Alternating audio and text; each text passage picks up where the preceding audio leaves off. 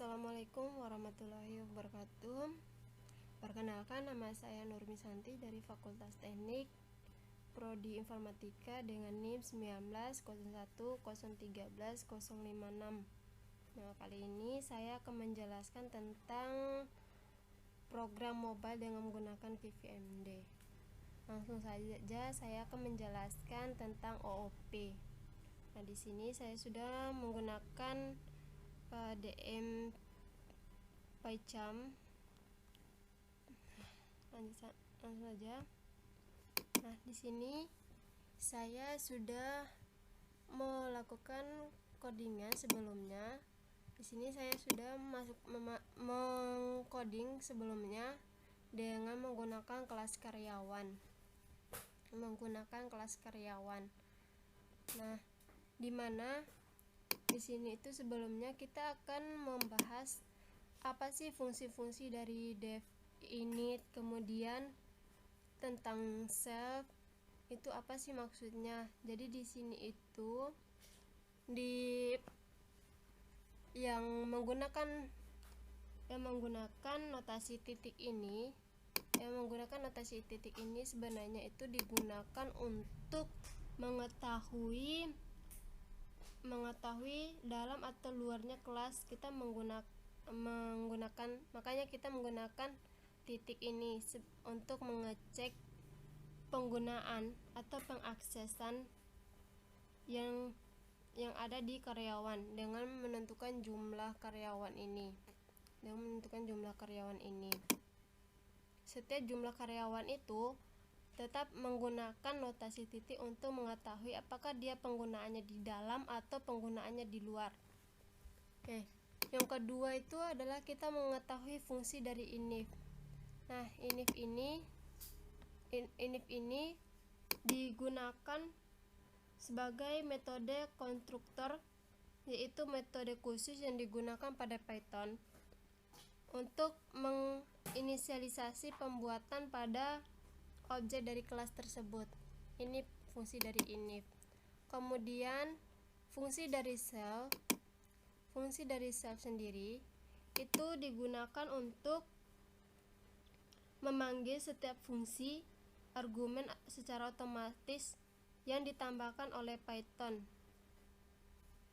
Seperti itu penggunaannya. Jadi di sini itu kita menggunakan nama karyawan yaitu Sarah dan Budi. Ini karyawan Sarah dan Budi. Kemudian cara untuk menampilkan atau memanggil output ini kita menggunakan yang namanya print. Nah, karena print ini digunakan untuk memanggil dari inputan atau pemanggilan nama. Ini maka kita menggunakan print.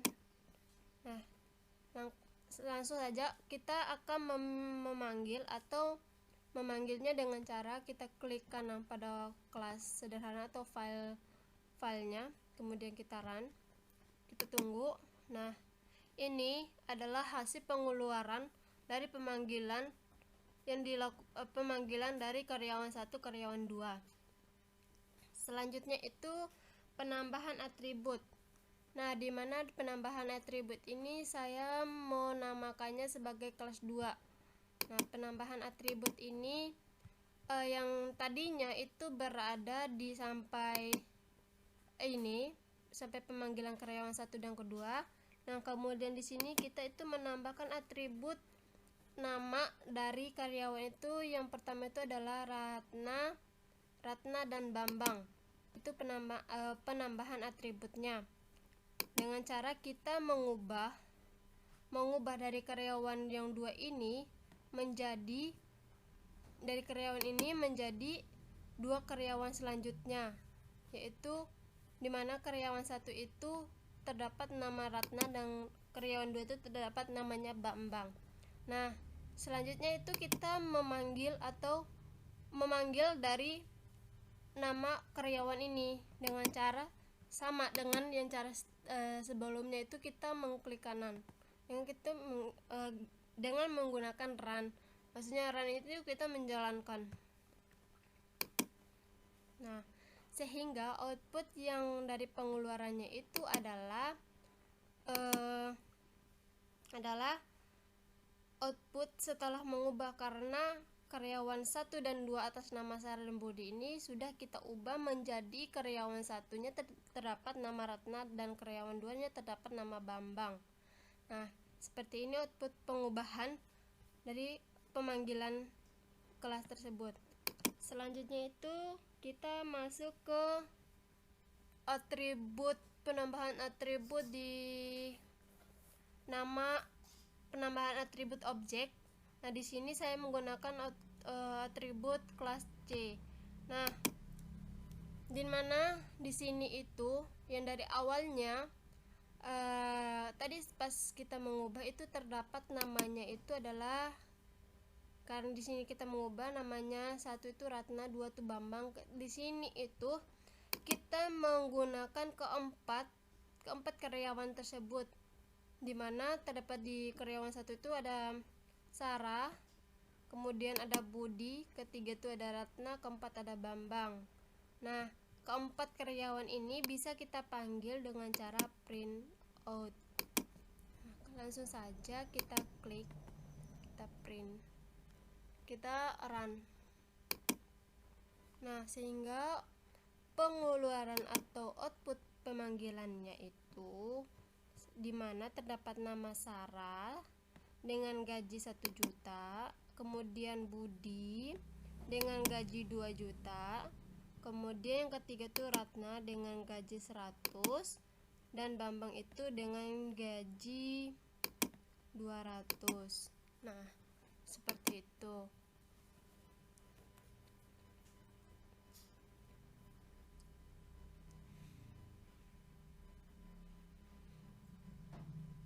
Ini adalah hasil dari penambahan atribut objek. Nah, langkah selanjutnya itu saya akan masuk dengan kelas sederhana 2. Di sini juga di kelas sederhana 2 ini saya sudah membuat codingannya sebelumnya dengan codingan yang sama. Tinggal di sini itu kita menambahkan yang namanya ini tentang penambahan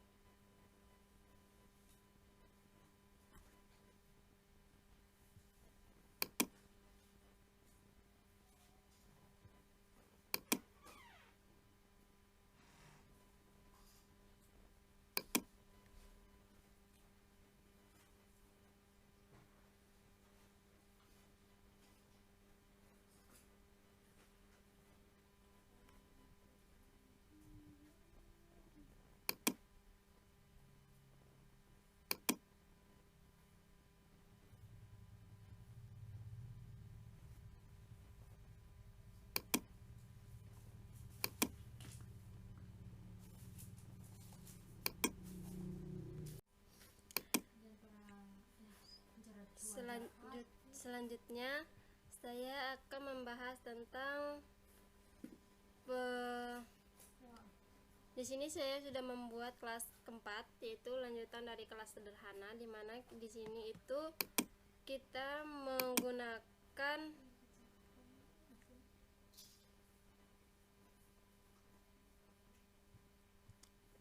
di sini tuh kita menggunakan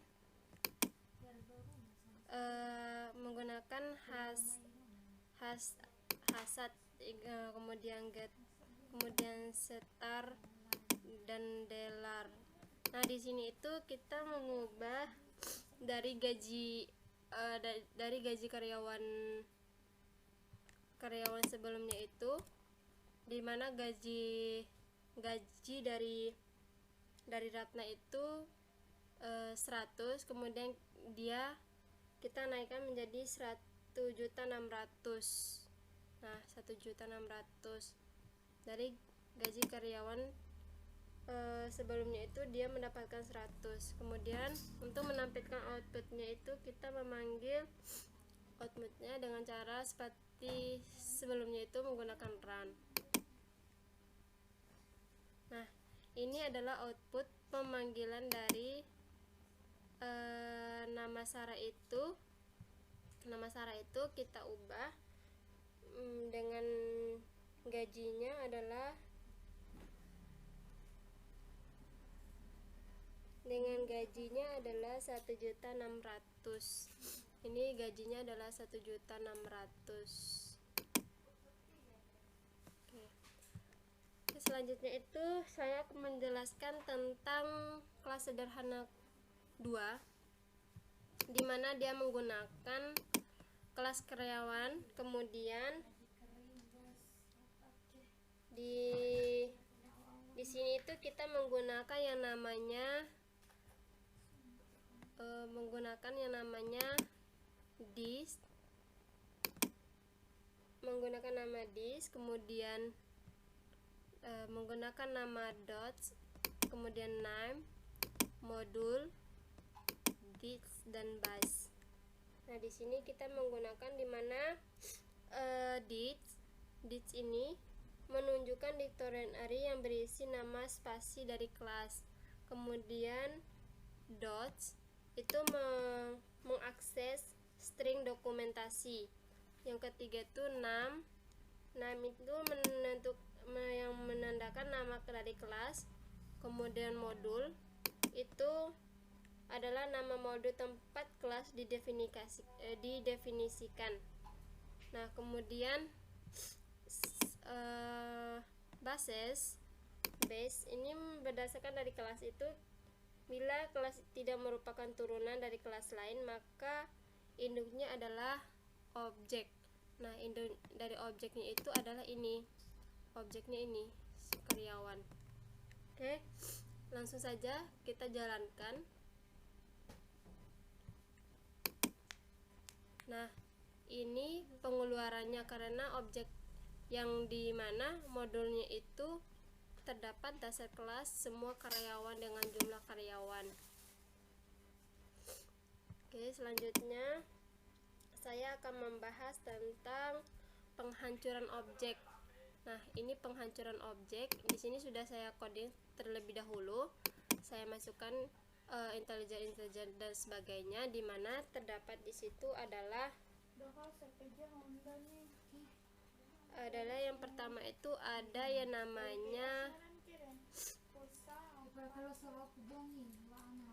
metode del. Nah, di mana metode del ini kita gunakan atau kita sebut sebagai destruktor yang untuk memanggil apabila semua objek akan dihapus. Nah,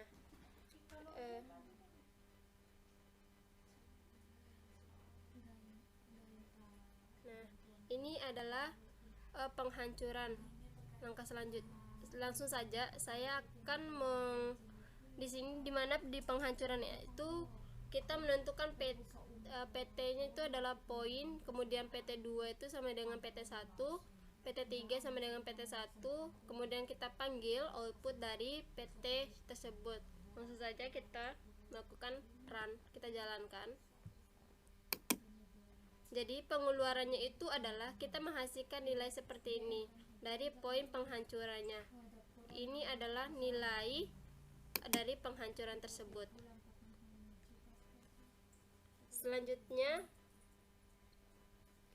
Selanjutnya itu kita akan membahas tentang pewarisan. Nah, di mana pewarisan.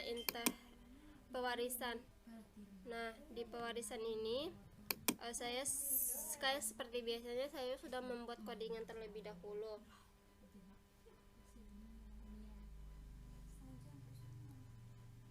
Langsung saja di pewarisan itu kita menentukan kelasnya itu yaitu kelas induk dari pemanggilan konstruktor induk, pemanggilan metode, dan di sini itu kita akan memanggil yang namanya kelas anak. Nah, kelas anak ini. Nah, untuk pemanggilan kelas anak itu kita menggunakan kelas anak, kelas sama dengan anak, kemudian kelas sil metode atau metodenya. Selanjutnya langsung saja kita akan menjalankannya. Nah, maka output pengeluarannya itu dimana dia memanggil konstruktor anak, kemudian memanggil metode anak, memanggil metode induk dengan atribut induknya itu adalah 200.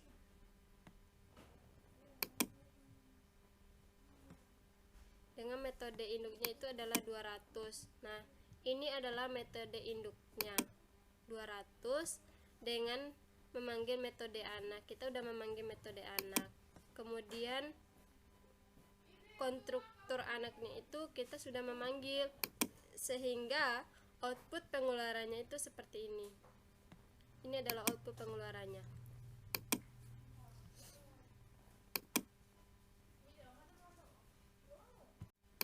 Selanjutnya itu saya akan membahas tentang overriding. Kita akan membahas tentang overriding. Nah, di mana overriding ini kita menggunakan kelas induk di mana def my method atau metodenya seperti apa. Kemudian kita memanggil metode induk. Kemudian di kelas kedua itu ada namanya kelas anak dalam kurung induk, dan kita memanggil metode dan kita memasukkan metode anak, sehingga nanti untuk pemanggilannya itu adalah metode anak saja yang kita panggil. Oke, langsung saja kita menjalankan atau running.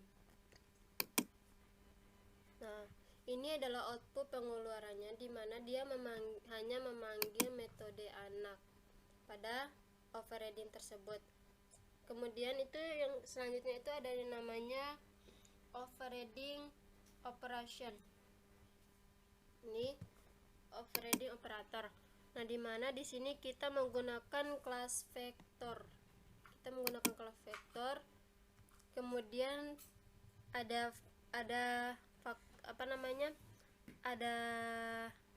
save.a sama dengan a, save.b sama dengan b. Kemudian di sini itu adalah vektor, dimana dia di sini itu adalah menentukan operator, dimana di vektor 1 sama dengan vektor dalam kurung 5 dan 10. Kemudian vektor 2 itu ada vektor 4 dan min 2, sehingga nanti kita akan memanggil print F1 ditambah F2. Nah, langsung saja kita memanggil atau manggil dari F1 dan F2, sehingga pengeluarannya itu menghasilkan vektor dari kedua interface dari kedua inputan ini itu menghasilkan yang namanya vektor 9 dan 8. Kenapa? Karena ini kita menjumlahkan kedua vektor tersebut. Selanjutnya itu adalah kita menentukan, setelah kita menentukan overriding operator, kita menentukan data heading, dimana data headingnya juga kita menggunakan kelas counter, dimana kelas counter ini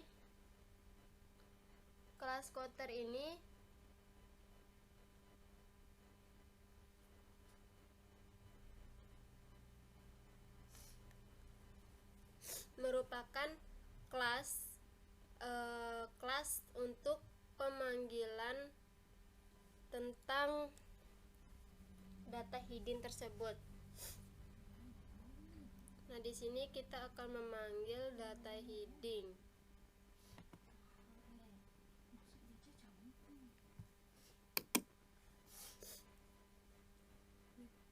Nah, di sini itu data heading itu ke pengeluarannya seperti ini, berarti dia otomatis salah untuk data headingnya. untuk mengecek data hiding ini bisa berhasil, kita menggunakan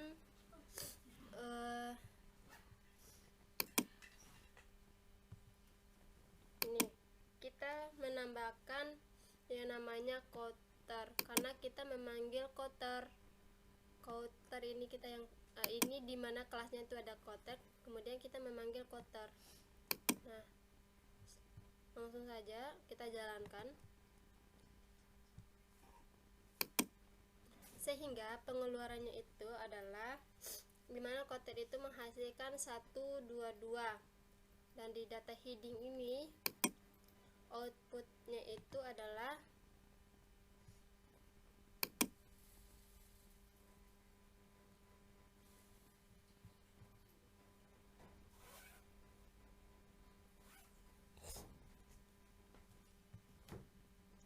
pengeluarannya itu adalah 1 dan 2 saja untuk headingnya.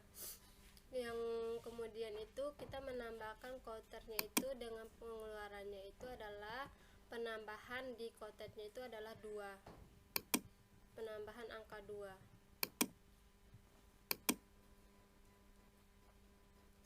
Nah, setelah semua langkah-langkah ini sudah selesai, maka di sini itu dimana berdasarkan dari penjelasan objek orientasi pemrograman atau OOP, dia menggunakan yang namanya, dia dari dasarnya itu adalah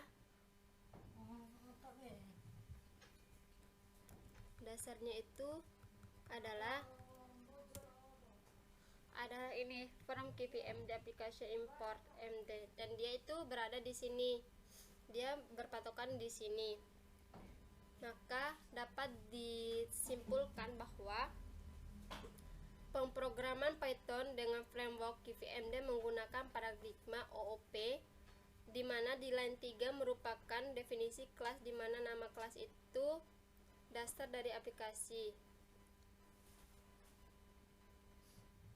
Kemudian ini adalah kelas struktur dasar aplikasinya.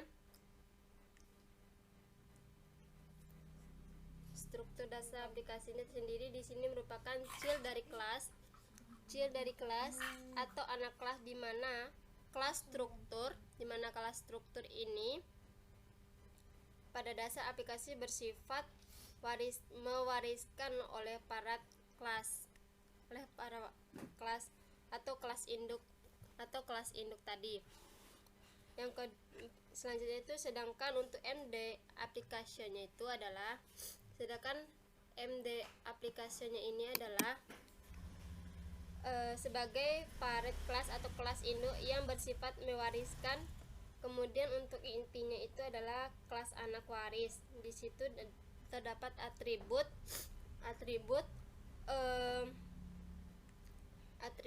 untuk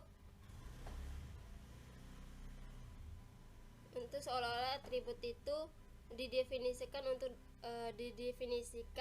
di dalam kelas anak.